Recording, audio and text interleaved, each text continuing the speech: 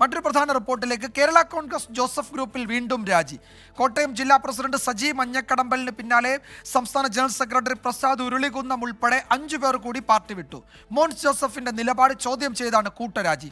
മോൻസിനെ നിയന്ത്രിച്ചാൽ പാർട്ടിയിലെ കൊഴിഞ്ഞുപോക്ക് തടയാൻ PJ ജോസഫിന് കഴിയുമെന്ന് രാജിവെച്ച നേതാക്കൾ പറഞ്ഞു. അല്ല, അത്തരത്തിലൊന്നും ഞാൻ അന്ന് പറഞ്ഞതുപോലെ തന്നെ ഇപ്പോഴും പറയുന്നു. എനിക്ക് മാനസികമായി താങ്ങാനാവാത്ത ബുദ്ധിമുട്ടുണ്ടായപ്പോൾ ഞാൻ രാജിവെച്ചു. അത് വരും കാലങ്ങളിൽ ഞാനുമായിട്ട് സഹകരിക്കാൻ താല്പര്യമുള്ള ആളുകളോട് ആലോചിച്ച്, നമ്മുടെ സഹപ്രവർത്തകരോടും സുഹൃത്തുക്കളോടും കുടുംബാംഗങ്ങളോടും ആലോചിച്ച് വേണമെങ്കിൽ രാഷ്ട്രീയ രംഗത്തേക്ക് അപ്പോൾ കടന്നു.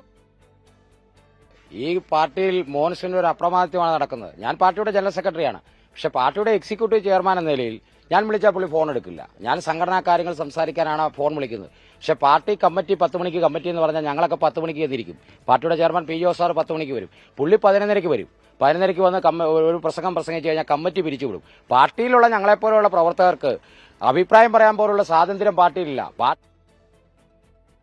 അതേസമയം സജി മഞ്ഞക്കടമ്പിൽ പോയപ്പോൾ നേതാക്കൾ ഉണർന്നു പ്രവർത്തിക്കുന്നുണ്ട് എന്നായിരുന്നു മോൻസ് ജോസഫിന്റെ മറുപടി.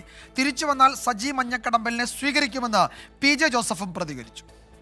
പാർട്ടിയിൽ നിന്ന് ആളുകൾ പോകുന്നു എന്ന് വരുത്തി തീർക്കാൻ ശ്രമിച്ചാൽ ആരും പോകുന്നില്ല എന്ന് മാത്രമല്ല, ഇവിടെ പ്രവർത്തനം നിർത്തിവെച്ചവർ സജീവമായി പ്രവർത്തന രംഗത്തേക്ക് വരുന്നു എന്നാണ് പാലായിൽ പോലും കാണാൻ കഴിയുന്നത്. അല്ല, റോഷി അഗസ്റ്റിൻ ഉൾപ്പെടെയുള്ളവർക്ക് വേണ്ടി PJ ജോസഫിന്റെ വാതിൽ തുറന്നിട്ടിരിക്കുക. PJ ജോസഫിന്റെ CF തോമസിന്റെയും KM മാണി സാറും PJ ജോസഫ് സാറും CF തോമസ് സാറും ചേർന്ന് ഒന്നിപ്പിച്ച കേരള കോൺഗ്രസിനെ ഭിന്നിപ്പിച്ചു കൊണ്ടുപോകാൻ ശ്രമിച്ച ആളുകൾ ഇനിയെങ്കിലും അവരുടെ തെറ്റ് തിരുത്തി യഥാർത്ഥ കേരള കോൺഗ്രസിലേക്ക് ഈ വാതിൽ തുറന്നിട്ടിരിക്കുന്നു.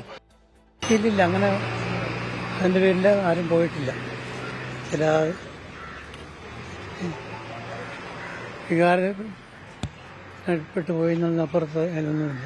അടിസ്ഥാനമുള്ള ഒരു കാര്യമില്ല.